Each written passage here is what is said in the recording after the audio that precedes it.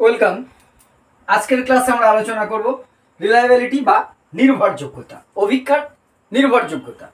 আগে আমরা এখান থেকে ভ্যালিডিটিটা পড়েছি। অবশ্যই ক্লাসটা তোমাদের বিশেষ রিকোয়েস্টে করা, নাহলে এখন তো এমসিকিউটা মেনলি করাচ্ছিলাম।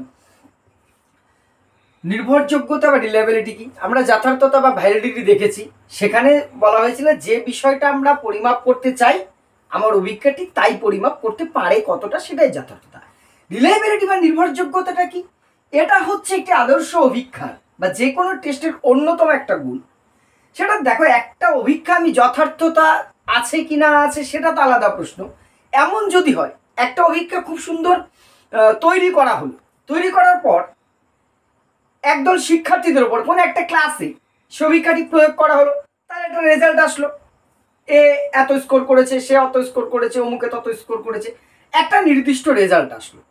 এবার দেখা গেলো আমি অ্যাজ এ টিচার সেটা আবার পরের দিন বা কদিন পরে সে একই টেস্টটা আবার শিক্ষার্থীদের উপরে করলাম, আলাদা রেজাল্ট আসলো।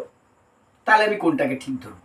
একই কোশ্চেন, একই প্রশ্নপত্রে একই শিক্ষার্থীদের উপর প্রয়োগ করা হলো, দুবারে দুটো রেজাল্ট তো আসতেই পারে। প্রথমবারে একরকম আসলো, আবার দ্বিতীয়বারে আর এক রকম আসলো। তাহলে আমি এর মধ্যে কোনটাকে ঠিক ধরবো, কোনটাকে ভুল ধরবো? অ্যাকচুয়ালি যদি সেটা একটা সঠিক ইভ্যালুয়েশন টুল হয়ে থাকে, মূল্যায়নের যে অভিজ্ঞা পত্রটি যদি নির্ভুল হয়, তাহলে কি হবে? এখানেও যা রেজাল্ট আসবে এখানেও তাই রেজাল্ট আসবে। এই যে একই অভিজ্ঞা একদল শিক্ষার্থীর ওপর দুবার প্রয়োগ করার ফলে যদি ভিন্ন রকম রেজাল্ট চলে আসে, সেটা কিন্তু তখন নির্ভরযোগ্য না। এই যে একই রেজাল্ট আসার যে মান, সেটাই হচ্ছে নির্ভরযোগ্যতা। যদি আসে তবেই সেটি নির্ভরযোগ্য টেস্টটি। অপরভাবে আর একটা দিক থেকে বলা হয়, একজন শিক্ষক একদল শিক্ষার্থীর উপর একটা অভিজ্ঞা প্রয়োগ করলেন, যে রেজাল্ট পেলেন সেই অভিজ্ঞাটি সেই শিক্ষার্থীদের ওপরই যদি অন্য একজন, আমি একবার প্রয়োগ করছি, সেই একই টেস্ট প্রশ্নপত্র নিয়ে অভিজ্ঞাপত্র নিয়ে অন্য একজন শিক্ষক তাদের উপর প্রয়োগ করছেন, সেই ক্ষেত্রে মিস্টার এক্স টিচার আর মিস্টার ওয়াই টিচার এই দুজনের ফল কি, দুটো অভিজ্ঞা যে প্রয়োগ করলো, এই দুটো ফল একই আসছে কি? এই প্রশ্নটা আসে কি আসে না? আসে, আসাটাই স্বাভাবিক। এই যে যখন একই অভিজ্ঞা দুবার প্রয়োগ করে, সে একজন শিক্ষকই দুবার করুক বা ভিন্ন ভিন্ন শিক্ষক প্রয়োগ করুক, যদি কতটা কাছাকাছি রেজাল্ট আসছে তাকেই বলা হয় অভিজ্ঞার নির্ভরযোগ্যতা। এবার নির্ভরযোগ্যতা পরিমাপ করতে কি হবে? যদি সেটা নির্ভরযোগ্য হয়, তাহলে মিস্টার এক্স টিচার আর ওয়াই টিচার যে অভিজ্ঞা প্রয়োগ করলেন, তাদের যে রেজাল্ট পাওয়া গেল, তাদের আর অর্থাৎ সহগতি হতে হবে এক, অর্থাৎ উচ্চ সহগতি সম্পন্ন। এবং সব ক্ষেত্রে সম্পূর্ণ এক হবে তা নয়, এক বা হিসাব মতো এক হওয়ার কথা, অন্তত একের কাছাকাছি হওয়া দরকার। অথবা এই যে একই শিক্ষক দুবার প্রয়োগ করলেন, আজকে প্রয়োগ করলেন আবার দুদিন পরে, সেই যে দুটো প্রাপ্ত যে ফল, আমরা সহগতি শিখেছি আগে, এই দুটোর রেজাল্ট যা আসবে তাদের আর অর্থাৎ সহগতি হতে হবে এক, এক বা একের কাছাকাছি, তবেই সেটি নির্ভরযোগ্য। আশা করি সহজভাবে কনসেপ্টটা ক্লিয়ার করতে পারলাম এইটুকুর মধ্যে। আরেকবার বলবো আমি, অর্থাৎ একই অভিজ্ঞা, একটি অভিজ্ঞা তৈরি করার পর, টেস্ট কিট তৈরি করার পর একজন শিক্ষক একদল শিক্ষার্থীদের উপর একবার প্রয়োগ করলেন, পরবর্তীকালে আবার একই অভিজ্ঞা সেই শিক্ষার্থীদের উপর প্রয়োগ করার ফলে পরে রেজাল্টটা কি একই আসছে, সে একই আসছে কিনা সেইটা পরিমাপ করা। তার যদি রেজাল্টের একই রকম আসে, কতটা সামঞ্জস্যতা থাকছে দুবার প্রয়োগ করার, সেটাকে নির্ভরযোগ্যতা বলছে। অথবা আলাদা আলাদা পৃথক পৃথক শিক্ষক যদি একই ছাত্র দলের উপর বা শিক্ষার্থীদের উপর নির্দিষ্ট একটি অভিজ্ঞা প্রয়োগ করে একই ফলাফল পান, তাকেই বলা হচ্ছে নির্ভরযোগ্য। কতটা কাছাকাছি থাকছে সেটাই নির্ভরযোগ্যতা। অর্থাৎ নির্ভরযোগ্যতা হচ্ছে একটা সামঞ্জস্যতা, অভিজ্ঞার সামঞ্জস্যতা কাকে বলে? এই নির্ভরযোগ্যতাকেই কিন্তু সামঞ্জস্যতা বলে। অর্থাৎ এটা অ্যাডজাস্ট আছে কিনা বিষয়টার মধ্যে, অথবা অপরিবর্তনীয়, কতটা অপরিবর্তনীয় থাকছে সেটাকেও আমরা বলতে পারি তোমার যে অপরিবর্তনীয়তাকে আমরা নির্ভরযোগ্যতা। তাহলে নির্ভরযোগ্যতার অর্থ আমরা সামঞ্জস্যতাও বলতে পারি, অভিজ্ঞার অপরিবর্তনীয়তাও বলতে পারি। একই রেজাল্ট আমি এখন করছি, আবার পরে করলে আলাদা হয়ে যাচ্ছে, সেইটা কিন্তু কি হচ্ছে? সেটা অপরিবর্তনীয় থাকছে না। পরিবর্তন হয়ে যত পরিবর্তিত হবে তত তার নির্ভরযোগ্যতা কম হবে। অর্থাৎ একই অভিক্ষার ফলাফল যদি পরিবর্তন যত বেশি পরিবর্তিত হবে তার নির্ভরযোগ্যতা তত কম, যত অপরিবর্তনীয় হবে তার নির্ভরযোগ্যতা তত বেশি। ক্লিয়ার? তাহলে নির্ভরযোগ্যতা মানে অপরিবর্তনীয়তাকে বোঝায়। নির্ভরযোগ্যতা বা রিলায়েবিলিটির মান কত হওয়া উচিত? আর এর সহগতির মান হওয়া উচিত 1। 1 বা তার যত কাছে থাকবে সেটা তত ভালো, 1-এর থেকে যত দূরে সরে যাবে তার নির্ভরযোগ্যতা তত খারাপ। এবার এখানে আরেকটা যে প্রশ্নটা আসছে, রিলায়েবিলিটি আর ভ্যালিডিটি তাহলে কি একই? না, আমি প্রথমে আগের ক্লাসেও তো আমরা বলেছি, প্রথমেও বললাম যে কোনো একটি অভিক্ষার দুটো জিনিসই থাকতে হবে, ভ্যালিডিটিও যেমন থাকবে তেমনি তোমার কি থাকতে হবে, এই রিলায়েবিলিটিও কিন্তু থাকতে হবে, তাই তো? ভ্যালিডিটিও থাকতে হবে, রিলায়েবিলিটি দুটোই থাকতে হবে, এটা ঠিক। কোনো একটি না থাকলে সেই অভিক্ষাটি গুরুত্বপূর্ণ বা আদর্শায়িত অভিক্ষা বা আদর্শ অভিক্ষা তাকে আমরা বলতে পারি না। যদি কোনো একটি অভিক্ষার এই রিলায়েবিলিটি কম হয়, অর্থাৎ নির্ভরযোগ্যতা যদি কম হয়, তাহলে তার ভ্যালিডিটি বা যথার্থতা কি হবে? তার যথার্থতাও কমবে বা কম হবে। এই জায়গাটা একটু বুঝে নেওয়ার ব্যাপার আছে। ওকে, রিলায়েবিলিটি যদি কম হয় সেটার থেকে আমরা সহজেই বুঝতে পারি তার ভ্যালিডিটি অবশ্যই কম। কিন্তু উচ্চ রিলায়েবিলিটি যদি হয়, অর্থাৎ রিলায়েবিলিটি হাই আছে, অর্থাৎ 1 আছে মানেই তার ভ্যালিডিটিও হাই থাকবে, এর কিন্তু কোনো মানে নেই। রিলায়েবিলিটি বেশি হলেও তার ভ্যালিডিটি কম হতে পারে, ভ্যালিডিটি কম হতে পারে। রিলায়েবিলিটি বেশি হলে তার ভ্যালিডিটিও যে বেশি হবে, যথার্থতাও বেশি হবে তা কিন্তু নয়। ছোট ছোট বিষয় ঘুরিয়ে প্রশ্ন আসতে পারে, এই জন্য এইগুলোকে ডিসকাস করছি আমি একটু। অর্থাৎ ভ্যালিডিটি থাকলে তার রিলায়েবিলিটি থাকবে, রিলায়েবিলিটি থাকলে তার ভ্যালিডিটি থাকবে, এটাই স্বাভাবিক। রিলায়েবিলিটি যদি কম হয়, রিলায়েবিলিটি মাইনাস হলে ভ্যালিডিটি মাইনাস হবেই, কিন্তু রিলায়েবিলিটি সুপার প্লাস হলেই এটা সুপার প্লাস নাও হতে পারে, এটা মাথায় রাখবে। অর্থাৎ কোনো একটি অভিক্ষার নির্ভরযোগ্যতা কম হলে তার যথার্থতা কমবেই, কিন্তু নির্ভরযোগ্যতা বেশি হওয়া মানেই তার যথার্থতা বেশি, তার কোনো মানে নেই। Clear concept? এই জায়গাটা কিন্তু ক্লিয়ার করে নেবে প্রয়োজনে। আমার কথা না বুঝলে বিভিন্ন ভালো ভালো সমস্ত বই আছে, এক একজন দিকপাল যারা বই লিখেছেন সে সমস্ত বই বা তোমাদের যে সমস্ত স্যার ম্যামদের কাছে শিখেছো তাদের কাছ থেকে বা নিজে, এখন তো সে সময়টা নেই, 14 তারিখ পরীক্ষা, এটা কিন্তু ক্লিয়ার হবে জায়গাগুলো, ছোট ছোট জায়গাগুলো। প্রশ্নে আমি দেখছি এমসিকিউ নিতে যে আমরা কিন্তু ছোট ছোট জায়গায় ধরা খেয়ে যাচ্ছি। আমি চেষ্টা করছি আমার সাধ্য অনুযায়ী, কিন্তু আমার হয়তো অতটাও সাধ্য নেই তোমাদেরকে সব ডাউট ক্লিয়ার করবার মতন। এইবার নির্ভরযোগ্যতা কতটা আছে একটা অভিক্ষার তা নির্ণয় করব কি করে? এই নির্ভরযোগ্যতা নির্ণয় করার পদ্ধতি কি আছে? নির্ভরযোগ্যতা নির্ণয় মেইন 2 রকমের পদ্ধতি আছে। একটা হচ্ছে তোমার যে সহগতির মাধ্যমে নির্ভরযোগ্যতা নির্ণয় করা যায়, আর একটা হচ্ছে আদর্শ ত্রুটির মাধ্যমে নির্ভরযোগ্যতা নির্ণয় করা যায়। তাহলে প্রথম কি বললাম? সহগতি, কোরিলেশনের মাধ্যমে তোমার যে নির্ভরযোগ্যতা নির্ণয় করা যায়, কোরিলেশনের মাধ্যমে। আর দ্বিতীয় হচ্ছে আদর্শ চ্যুতি। এই আদর্শ চ্যুতির বিষয়টা আমরা পরে আসবো। সহগতির মাধ্যমে কিভাবে নির্ভরযোগ্যতা নির্ণয় করা যায় সেটা আমরা আসবো। সহগতির মাধ্যমে 4টে পদ্ধতি আছে নির্ভরযোগ্যতা নির্ণয়ের, যেগুলো আমরা কমন হিসেবে জানি। তার 1 নম্বর যেটা, সেই 1 নম্বর হচ্ছে পুনঃপরীক্ষণ পদ্ধতি।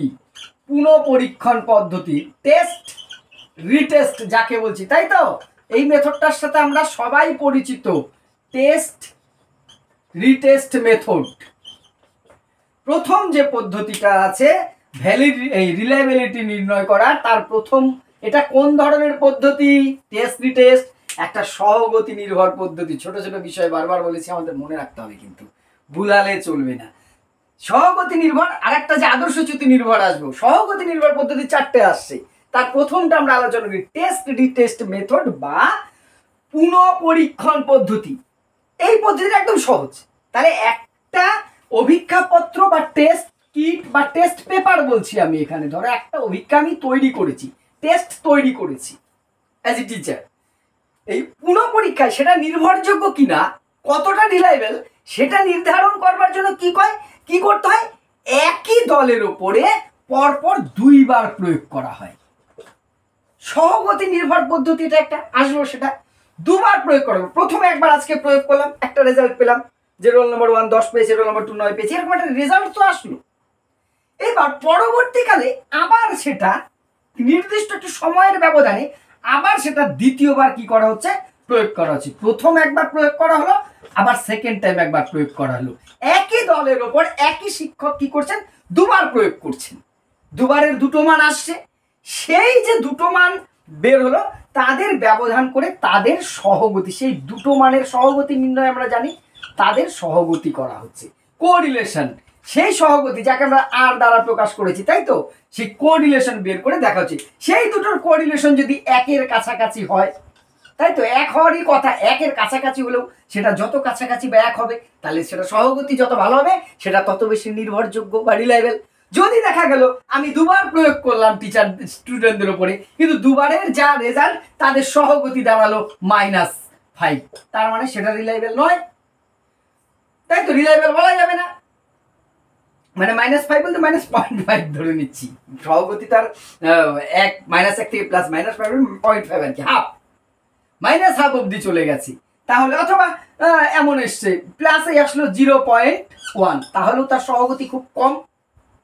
সহগতি খুব কম মানে তাহলে সেই কি মনে করা হবে, তখন মনে করা হবে যে তোমার যে এটা হচ্ছে একটি নির্ভরযোগ্য নয়। আর যদি তার সহগতি একের কাছাকাছি আসে তখন মনে করা হয় যে হ্যাঁ, টেস্ট রিটেস্ট করে দেখা গেল এটার সহগতিটা ঠিকঠাক আছে, অর্থাৎ তাহলে এইটার সহগতি ঠিক আছে, মানে এই টেস্টটি কি রিলায়েবল, নির্ভরযোগ্য।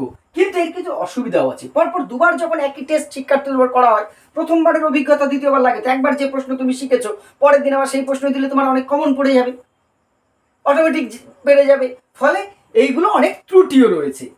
তাহলে প্রথম কি বললাম, পুনঃপরীক্ষণ। তাহলে পুনঃপরীক্ষণ থেকে গড়িয়ে মরিয়ে যেভাবে প্রশ্ন দেয় পারবো তো, সংজ্ঞা আমার মুখস্থ করবার কোনো দরকার নাই, আমি বুঝলাম কিনা সেটা দেখবো। ওকে, তাহলে সহগতির পদ্ধতির প্রথমটা গেল, তাহলে সহগতির মাধ্যমে নির্ণয় করা হলো, এই জন্য এটাকে সহগতি নির্ভর পদ্ধতি বলছে।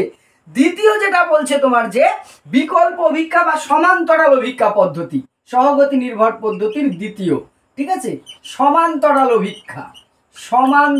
সমান্তরালের ইংরাজি কি, প্যারালাল। সমান্তরালও বলা যায় এটাকে, বিকল্প পদ্ধতিও বলা যায়, ঠিক আছে। সমান্তরালের ইংরাজি আমরা জানি প্যারালাল মেথড বলে এটাকে, প্যারালাল টেস্ট আমরা বলতে পারি, ঠিক আছে, বা ইকুইভ্যালেন্ট টেস্ট। আমি সব লিখছি না ভাই, ঠিক আছে, প্যারালাল টেস্ট বা ইকুইভ্যালেন্ট টেস্টও এটাকে কিন্তু বলা হচ্ছে। সমান্তরাল অভিক্ষা, সমান্তরাল অভিক্ষা পদ্ধতিটা কিন্তু আবার অন্যরকম। এখানে কি করা হচ্ছে, সমান্তরাল দুটি অভিক্ষা প্রস্তুত করা হয়। ধরে একটি টেস্ট তৈরি করা হলো, একটা অভিক্ষা আমরা তৈরি করেছি শিক্ষার্থীদের নির্ভর অভিক্ষা পরিমাপ করবার জন্য, মূল্যায়ন করবার জন্য, তারই প্যারালাল আর একটা সেকেন্ড অভিক্ষাও আমাকে টেস্ট কি করতে হবে, রেডি করে রাখতে হবে। একই রকম এই দুটো টেস্টের উদ্দেশ্য, প্রকৃতি, বৈশিষ্ট্য, কাঠিন্যমান, এই চারটে জিনিস কিন্তু একই হতে হবে। দুটো টেস্টের মধ্যে কি কি মিল থাকতে হবে, দুটো টেস্টের উদ্দেশ্য একই হবে, বৈশিষ্ট্য একই হবে, ঠিক আছে, কাঠিন্যমান দুটো একই রকম কাঠিন্যমান থাকতে হবে, সমসংখ্যক পদ থাকবে, মানে হুবহু একই কোশ্চেন, কিন্তু প্রশ্নর পদগুলো, আইটেমগুলো শুধু আলাদা। একই রকম কাঠিন্যমান যুক্ত, কোনোটার থেকে সোজা হবে না, একই রকম আদর্শায়িত দুটো টেস্ট রেডি করতে হবে। এই যে বলছে সমান্তরাল প্যারালাল দুটো টেস্ট রেডি করা হলো, এবার কি করা হবে, দুটো টেস্ট প্রয়োগ করা হবে। তাহলে দুটো টেস্টের দুটো মান আসবে, অভিক্ষা 1 এর একটা মান আসবে আর অভিক্ষা 2 এর একটা তোমার যে মান আসবে, এই দুটো মানের কোরিলেশন করতে হবে, সহগতি সেম। এই দুটো সহগতি যদি উচ্চমানের হয় তাহলে মনে করা হবে অভিক্ষাটি রিলায়েবল, যদি দুটো মানের সহগতি কম হয় তাহলে অভিক্ষাটি রিলায়েবল নয়, যথার্থ নয়। এর একটা প্রকৃত উদাহরণ কি বলতো, স্ট্যানফোর্ড অভিক্ষায় আমরা দেখেছি, স্ট্যানফোর্ড সংস্করণে দুটো অভিক্ষার কথা বলেছিলাম, মনে আছে, এম বোর্ড আর তার প্যারালাল আরেকটি তৈরি করা ছিল এল বোর্ড, মনে পড়েছে, তোমরা পড়েছো। এইটা কিন্তু সমান্তরাল বা বিকল্প, প্যারালাল বা ইকুইভ্যালেন্ট অভিক্ষা ছিল। এম বোর্ডেও যে পরিমাণ অভিক্ষাপদ ছিল এল বোর্ডেও একই অভিক্ষাপদ ছিল। এম ফার্ম আর এম বোর্ড বলছি ফার্ম, এম ফার্ম আর এল ফার্মের কথা আমরা পড়েছিলাম না তোমার স্ট্যানফোর্ড সংস্করণে। এইটা হচ্ছে অন্যতম একটি তোমার যে সেই প্যারালাল। যদি এইভাবে প্রশ্ন দেয়, দেবে না হয়তো, আবার যদি দেয় কোনো জায়গায় যে আমরা স্ট্যানফোর্ড সংস্করণে যে এম ফার্ম এবং এল ফার্মের প্রশ্ন দেখেছি, এখানে অভিক্ষাটির কি নির্ণয় করার বা এখানে নির্ভরযোগ্যতা নির্ণয়ের কোন পদ্ধতি অ্যাপ্লাই করা হয়েছে? সমান্তরাল পদ্ধতি, ইকুইভ্যালেন্ট বা সমান্তরাল যেটা বললাম সেটা, টেস্ট রিটেস্ট, স্প্লিট আপ, কোনটা ব্যবহার করা হয়েছে? বুঝতে পেরেছি। এম ফার্ম আর এল ফার্ম, এটা বোর্ড আমি প্রথমে ফার্ম হবে, এম ফার্ম এল ফার্ম হচ্ছে এই সমান্তরাল দেখার জন্য, রিলায়েবিলিটি নির্ণয় করবার জন্য এটা করা হয়েছে। আশা করি ক্লিয়ার। এইবার এখানে কি এর কিছু অসুবিধা কি আছে? এখানেও একই প্রশ্ন পুনরাবৃত্তি হয়ে যাওয়ার সম্ভাবনা আছে, এটার সাথে সেটা যেহেতু একই রকম কাঠিন্যমান রাখার চেষ্টা করা হচ্ছে, সব করা হচ্ছে, এক্ষেত্রেও কিছু ত্রুটি আমরা অনেক সময়ই দেখতে পাই, তবে এটার তুলনায় প্রথমটার থেকে বেশি উপযোগী। এইবার থার্ড যেটা হচ্ছে কি অন্তদ্বিখণ্ডিত পদ্ধতি, সবই এগুলো সহগতির মধ্যে গেছে, সবই দেখছো আর দ্বারা মান নির্ণয় করা হচ্ছে। অন্তদ্বিখণ্ডিত পদ্ধতি এটাকে এবার বলছি আমরা। এইটা আবার কি জিনিস? অন্তদ্বিখণ্ডিত মানে দ্বিখণ্ডিত, বা এটার আরেকটা নাম বলতে পারি আমরা অর্ধদ্বিখণ্ডিত, এটাকে বলতে পারি অন্তদ্বিখণ্ডিত বা অর্ধদ্বিখণ্ডিত। ইংরেজিতে বলা হচ্ছে স্প্লিট হাফ। স্প্লিট মানে কি? টুকরো করা, তাই তো, হাফ করা, হাফ মানে অর্ধেক, স্প্লিট হাফ পদ্ধতি। অর্থাৎ এই পদ্ধতিতে কি করা হয়? স্প্লিট হাফ বা অন্তদ্বিখণ্ড পদ্ধতিতে, অন্তদ্বিখণ্ড পদ্ধতিতে যেটা করা হয় তোমার যে একটা যে অভিক্ষা প্রয়োগ করা হয়েছে তাকে দুটি প্রয়োগ করার পর তার মান নির্ধারণের ক্ষেত্রে তাকে দুই ভাগে ভাগ করা হয়। তার মান নির্ণয় কিভাবে করা হয়? একটা অভিক্ষাকে সেখানে দুটো হিসেবে ধরা হয়, দুই ভাগে ভাগ করা হলো। একটা 100টা প্রশ্ন আছে, একটা অভিক্ষা তৈরি করা হয়েছে, একটা টেস্ট পেপার কি, সেটা প্রয়োগ করার পর তার যে ফলাফল যখন ইভ্যালুয়েশন করা হচ্ছে, তাকে আমরা সেই একটাকেই দ্বিখণ্ডিত করছি। এই দ্বিখণ্ডিত করার দুটো উপায় আছে। এক নম্বর উপায় কি? দ্বিখণ্ডিত করার একটা উপায় আছে জোড় বিজোড় পদ্ধতি। জোড় বিজোড়, মিডিয়ানে আমরা পড়েছি জোড় সংখ্যার মিডিয়ান আর বিজোড় সংখ্যার মিডিয়ান, n+1/2 তম পদ, n1+n2/2 তম পদ, একবার ঝালিয়ে নিয়ে আর কিছুই না। জোড় বিজোড় মেথড, অর্থাৎ দেখা গেল জোড় সংখ্যাওয়ালা তোমার যে 2, 4, 6 এই ধরনের প্রশ্নগুলো একদিকে রাখলাম, 1, 3, 5, 7 এই ধরনের প্রশ্নগুলো আরেকদিকে, তাহলে সমান সংখ্যক ভাবে ভাগ হলো 50টা এদিকে, জোড়গুলো একদিকে। অড ইভেন মেথড যেটাকে বলছি সেইভাবে হতে পারে। আর দ্বিতীয় কি? একদম সম্পূর্ণ অর্ধ করে দেওয়া, প্রথম আর দ্বিতীয় খণ্ড, অর্থাৎ 1 থেকে 50টা প্রশ্ন একদিকে আর 51 থেকে 100 নম্বর পর্যন্ত আরেকদিকে, যে কোনো দুই ভাগে ভাগ করা যেতে পারে। এই দুটো পদ্ধতি প্রচলিত, মানে 100টা পদ ছিল একটা টেস্টে, 100টা প্রশ্ন ছিল, তাহলে জোড় প্রশ্নগুলোকে একদিকে রাখলাম, বিজোড় প্রশ্নগুলো একদিকে রাখলাম, 50-50 দুই ভাগ করা যেতে পারে। অথবা 1 থেকে 50, প্রথম 50টা একদিকে, 51 থেকে 100, তাহলে একটা অভিক্ষাকে দুই ভাগে ভাগ করা যেতে পারে। এইবার তাদের পৃথক স্কোর গড় করা হবে। এই 1 থেকে 50 অথবা যে ভাগই করি না কেন, জোড়গুলো একদিকে, বিজোড়গুলো একদিকে, অথবা প্রথম অংশ দ্বিতীয় অংশ স্প্লিট হাফ, দুটো টুকরো করে দেওয়া হয়েছে। তাদের এই দুটো যে অভিক্ষাত হয়েছে তাদের কি করতে হবে? সেই সিস্টেম একই, কারণ এটা সহগতি নির্ভর পদ্ধতি, সেই সহগতি দুটো মানে সহগতি আর নির্ণয় করে দেখা হবে। কি রেজাল্ট? সহগতি 1-এর কাছাকাছি আসলে তাহলে সেটা রিলায়েবল, 1-এর থেকে খুব বেশি দূরে চলে গেলে সেটা রিলায়েবল নয়, তার রিলায়েবিলিটি নেই, নির্ভরযোগ্যতা নেই। আশা করি ক্লিয়ার। কিচ্ছু নেই, সহজ বিষয়, শুধু শুধু ভয় পাচ্ছিলাম আমরা। রিলায়েবিলিটি, একটা টেস্টকে দুটো ভাগে ভাগ করে দিলাম, জোড় বিজোড় পদ্ধতিতেও ভাগ করতে পারি, আবার প্রথম অংশ দ্বিতীয় অংশ দুটো ভাগে ভাগ করে দিলাম, তাদের সহগতি নির্ণয় করলাম, ঝামেলা মিটে গেল। যদি সহগতি 1-এর কাছাকাছি হয় তাহলে সেটি ভালো, যদি সেটা খুব কম হয় দুর্বল, তাহলে তার রিলায়েবল নয়, আবার নতুন করে তৈরি করতে হবে আমাকে। এইখানে তোমার যে কি করা হয়, এই যে সহগতি নির্ণয় করার পর একটা তোমার যে সিয়ারম্যান এবং তোমার যে কি বলে ব্রাউনের একটি নির্দিষ্ট সূত্র আছে, সিয়ারম্যান এবং ব্রাউনের সেই সূত্রটা এখানে কিন্তু ব্যবহার করে, এটা একটু মনে রেখো জাস্ট।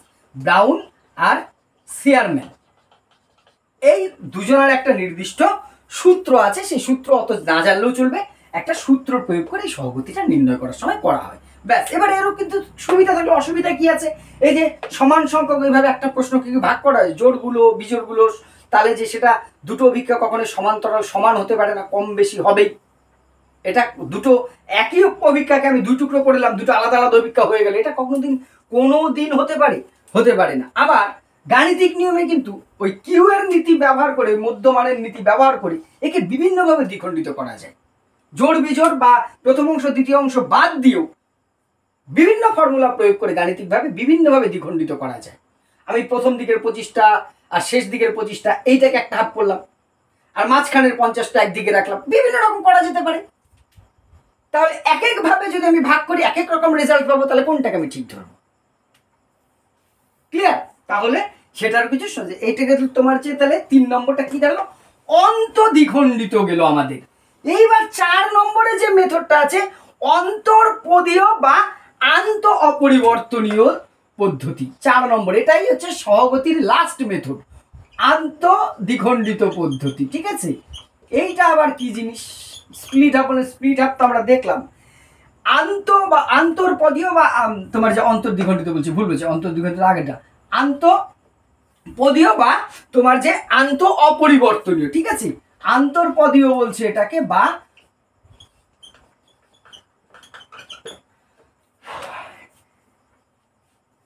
আন্তর অপরিবর্তনীয় পদ্ধতি। এইটা আবার একটা কি? এইটা আবার একটা বিকল্প আরো একটা পদ্ধতি, সর্বশেষ পদ্ধতি। এইটা হচ্ছে অনেক বেশি সায়েন্টিফিক, যাকে বলে ইন্টার স্প্লিট হাফও কিন্তু এটাকে বলা হয়, বিভিন্ন নাম আছে এটার, আবার ইন্টার স্প্লিট হাফও কিন্তু এটাকে বলা হচ্ছে। ঠিক আছে, ইন্টার স্প্লিট হাফ এটাকে বলা হচ্ছে, বা ইন্টারনাল কনসিস্টেন্সি, এটার আর একটা নাম হচ্ছে ইন্টারনাল কনসিস্টেন্সি। এইটা কি পদ্ধতি? এইটা আবার অন্যরকম পদ্ধতি। এইটা এই যে বিভিন্নভাবে আমরা আগেরটাই দেখলাম, একটা অভিক্ষাকে আমরা ওই অড ইভেন মানে জোড় বিজোড়ে ভাগ করেছি, অথবা প্রথম অংশ আর দ্বিতীয় অংশ এইরকম দুটো ভাগে ভাগ করেছি। এইরকম আগেই বললাম কিউ এর নীতি মেনে বা গাণিতিক অন্যান্য সূত্র মেনে নানাভাবে 100টা প্রশ্নকে ভাগ করা যেতে পারে 2 ভাগে। তাহলে সেই ভাগটা এক একটা ভাগের রেজাল্ট এক এক রকম আসতে পারে, সেটার তাহলে নির্ভরযোগ্যতা কোনোদিনই একরকম হবে না। এই সমস্যা দূর করবার জন্য বর্তমানে কি করা হয়, গাণিতিক বিভিন্ন নিয়ম আছে, প্রশ্ন একটাই থাকবে, একবারই প্রয়োগ করা হবে, কিন্তু গাণিতিক কৌশলে তাকে ভাগ করে দেওয়া যাবে, দ্বিখণ্ডিত করে দেওয়া যাবে, ত্রিখণ্ডিত করে দেওয়া যাবে। আমাদের এখানে সহগতির জন্য দ্বিখণ্ডিত করারই কথা বলা হয়। কুডার অ্যান্ড তোমার যে রিসার্চের সূত্র আছে, সূত্র নম্বর 20, সূত্র নম্বর 21, কুডার আর রিচার্ডসনের যে সূত্র, সেই সূত্র এখানে প্রয়োগ করে, কুডার রিচার্ডসন। ঠিক আছে, কুডার রিচার্ডসন দুজনের সূত্র নম্বর 21 আর সূত্র নম্বর 20, এই দুটো সূত্রের যে কোনো একটিকে বা যে কোনো দুটিকে প্রয়োগ করে কি করা হয়, এই যে বিভিন্নভাবে গাণিতিক উপায়ে খণ্ড করে তার সহগতি, সেম ভাবে সহগতি নির্ণয় করে তার আরকে রেক্টিফাই করে দেখা হয়। এই পদ্ধতিটা আধুনিক কালে কিন্তু খুব প্রচলিত। তাহলে কুডার অ্যান্ড রিচার্ডসনের ফর্মুলা 20, ফর্মুলা 21 কি ক্ষেত্রে ব্যবহার হয়? অন্তর্পদীয় বা আন্ত অপরিবর্তনীয়, অর্থাৎ ইন্টার স্প্লিট আপ যাকে আমরা বলেছি, বা ইন্টারনাল কনসিস্টেন্সি কতটা আছে সেইটা নির্ণয়ের মধ্য দিয়ে সহগতি ওই রিলায়েবিলিটি নির্ধারণ করা হয়। এই হলো তোমার যে সহগতি নির্ভর 4টে পদ্ধতি। মেন আমরা দুটো পদ্ধতি বলেছিলাম, তাহলে সহগতি নির্ভর গেল। সেকেন্ড যে মেথডটা, সেইটার আর কোনো ভাগ কিন্তু নেই, শুধুমাত্র আদর্শ ত্রুটি নির্ভর একটি পদ্ধতি। 2 নম্বর হচ্ছে আদর্শ ত্রুটি নির্ভর পদ্ধতি। প্রথমটা গেল, তার 4টে ভাগ বললাম। এছাড়া তোমার যে আরেকটা পদ্ধতিতে নির্ভরযোগ্যতা কিন্তু নির্ণয় করা যায়, সেটা কি পদ্ধতি? আদর্শ ত্রুটি নির্ভর পদ্ধতি। অর্থাৎ এক্ষেত্রে নির্দিষ্ট গাণিতিক সূত্রের দ্বারা আদর্শ ত্রুটি নির্ণয় করা হয়, যাকে বলা হয় আদর্শ ত্রুটি, স্ট্যান্ডার্ড এরর, এসই সংক্ষেপে। স্ট্যান্ডার্ড এরর, এসি কথার ফুল ফর্ম স্ট্যান্ডার্ড এরর। এই স্ট্যান্ডার্ড এরর বা এসি নির্ণয়ের একটা নির্দিষ্ট ফর্মুলা আছে, এটা করলে রিলেভেলটি কত সেটা বোঝা যায়। সেই স্ট্যান্ডার্ড এররের নির্ণয় করার সূত্র হচ্ছে সিগমা, এই সিগমা রুট, এই গল্পগুলো আমরা পড়েছি তো আগে, সিগমা 1 মাইনাস আর, ব্যাস। এইটা হচ্ছে তোমার যে স্ট্যান্ডার্ড এরর নির্ণয় করার ফর্মুলা, সিগমা রুট 1 মাইনাস আর। একটু খেয়াল রাখবে সূত্রটা, এটা হচ্ছে আদর্শ ত্রুটি। এই ফর্মুলায় ফেলেই সহগতি নির্ণয় করা হয়। তোমার যে সহগতি না সরি রিলায়েবিলিটি নির্ণয় করা হয়। আশা করি রিলায়েবিলিটি ক্লিয়ার করতে পেরেছি। নির্ভরযোগ্যতা, এরপর যেটা আসবো, নির্ভরযোগ্যতা কেন হ্রাস পায়, নির্ভরযোগ্যতা বাড়ানোর পর একটি অভিজ্ঞার এই নির্ভরযোগ্যতা অনেক সময় কমে যায়, হ্রাস পায়, লেস হয়। রিলায়েবিলিটি লেস হয়ে যাওয়ার কারণ কি কি হতে পারে? নির্ভরযোগ্যতা হ্রাসের কারণ, কমে যাওয়ার কারণ, তিনটে কারণ আছে। তিনটে কারণে একটি অভিজ্ঞার নির্ভরযোগ্যতা কমে যেতে পারে। প্রথম কথা হচ্ছে অভিজ্ঞা নির্ভর কারণ, অর্থাৎ যেটা অভিজ্ঞার দ্বারা আমি মূল্যায়ন করছি সে অভিজ্ঞার কারণেই হতে পারে, ঠিক আছে।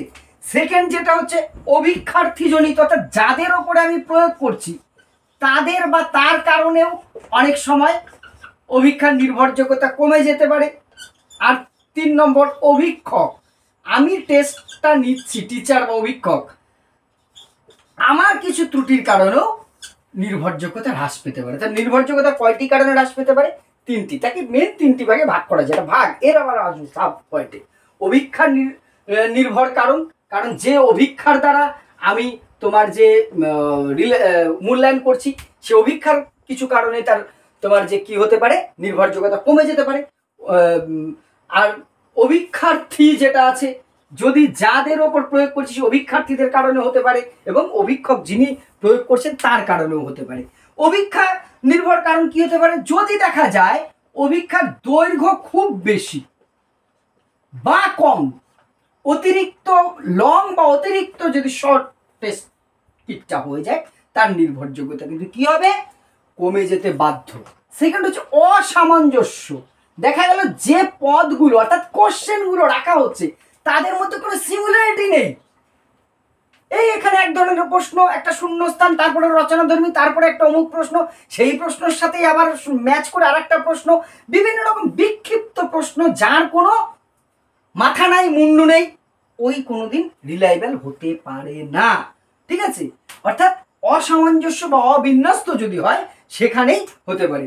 তারপরে কি পরস্পর নির্ভরশীল যদি পদ দেওয়া হয়, পরস্পর নির্ভরশীল পদ মানে একটা উত্তর পারলে আমি 3টে পারছি, একটা না পারলে 3টেই পারছি না। একই প্রশ্ন বিভিন্ন ফরম্যাটে দিয়েছি, শূন্যস্থানও দিয়েছি, এক কথাও দিয়েছি, বহু নির্বাচনও দিয়েছি। একটা যে পারবে সে 3টেই পেরে যাচ্ছে, যে একটা পারছে না তার 3টে হচ্ছে না। এই ধরনের প্রশ্ন তো করা যাবে না। একটার সাথে একটা রিলেটেড এই ধরনের কোশ্চেন রাখা যায় না, আইটেম রাখা যায় না, পদ রাখতে হয় না। সেটা থাকলে তার নির্ভরযোগ্যতা কমে যেত। একটা প্রশ্ন আমাকে 3 নম্বর পাইয়ে দিচ্ছে আর একটা ভুল আমাকে 3 নম্বর মাইনাস করে দিচ্ছে, এটা তো হতে পারে না, মূল্যায়নের উদ্দেশ্য নয় এটা, ঠিক আছে।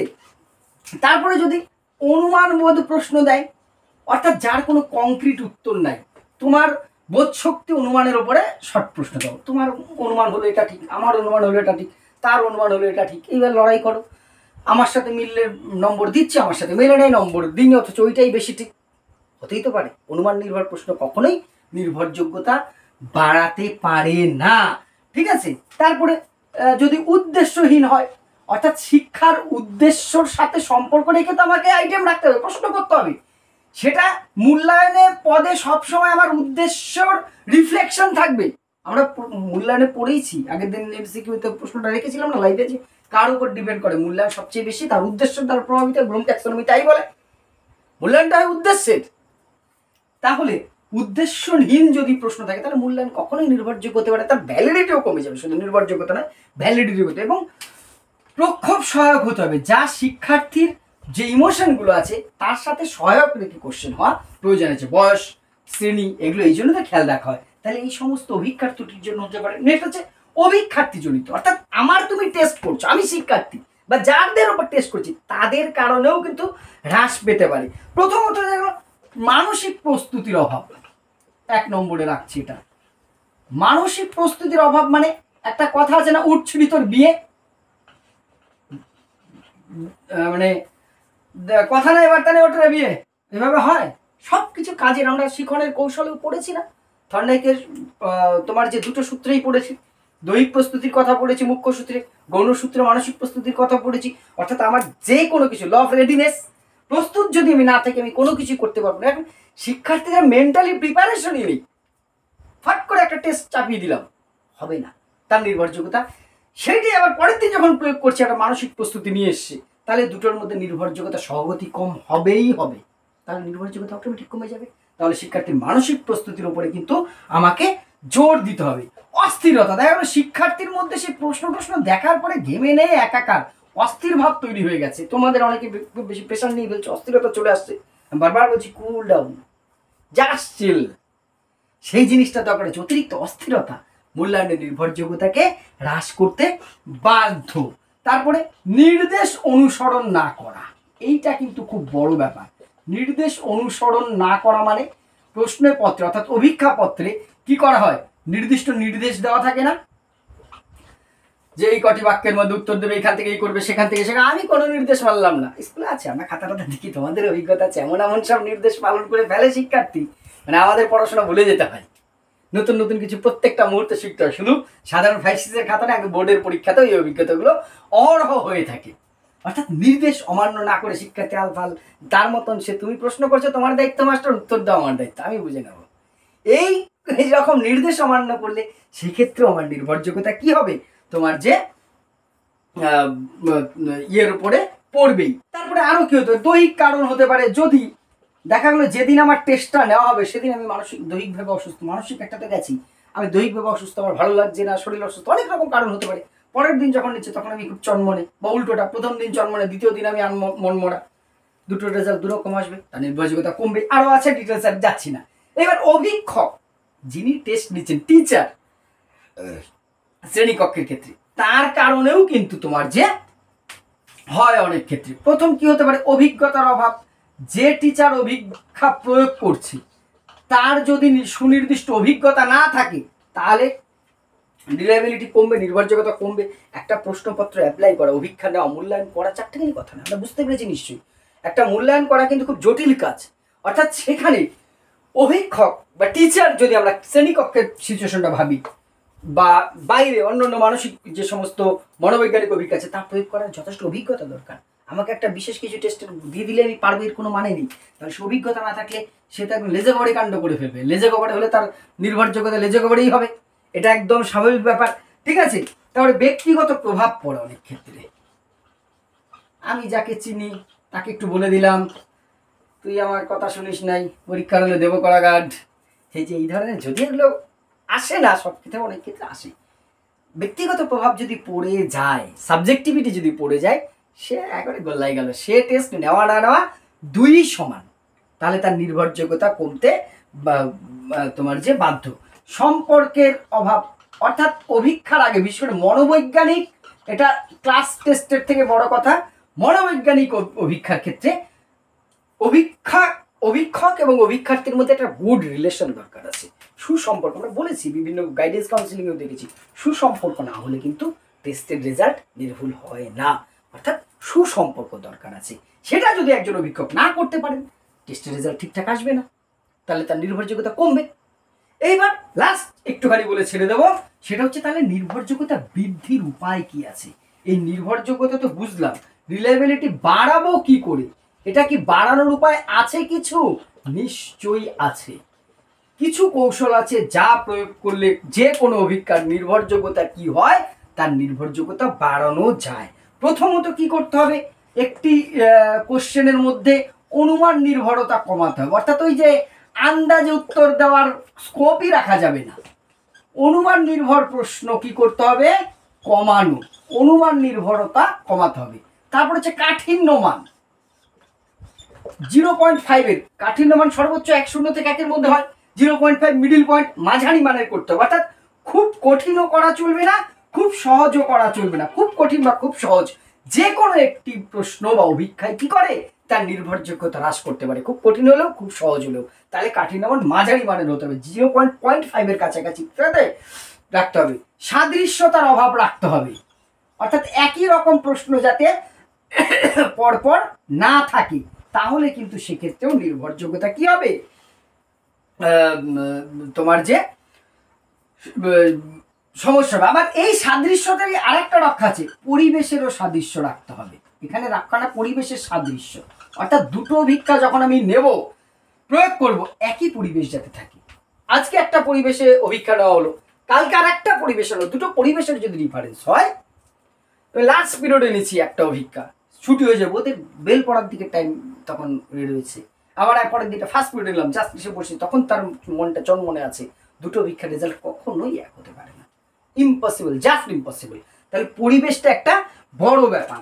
তারপরে কি, শিক্ষার্থীর প্রস্তুতিকে কি করতে হবে, গুরুত্ব দিতে হবে।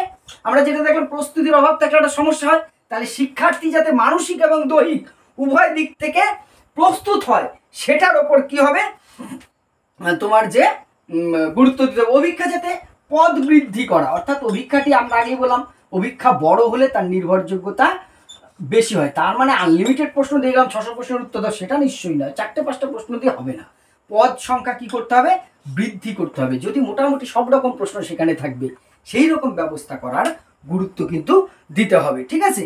আর নেক্সট হচ্ছে অভিজ্ঞতা, অর্থাৎ যে অভিজ্ঞক, আরো অনেক আছে, আর ডিটেলস যাবো না। যে অভিজ্ঞকে অভিজ্ঞতা প্রয়োগ করবেন তিনি অভিজ্ঞ কিনা দেখতে হবে, তার অভিজ্ঞতাকে গুরুত্ব দিতে হবে। অভিজ্ঞ ব্যক্তি যদি করে টেস্টটা, তার রেজাল্টটা ভালো আসার সম্ভাবনা থাকে। এই হলো রিলায়েবিলিটি বা নির্ভরযোগ্যতা। আশা করি ক্লিয়ার করতে পেরেছি। সাধ্য যে একটা ক্লাসে এই অল্প সময়ের মধ্যে ক্লিয়ার করা খুব কঠিন, কিন্তু সময় আমাদের কম।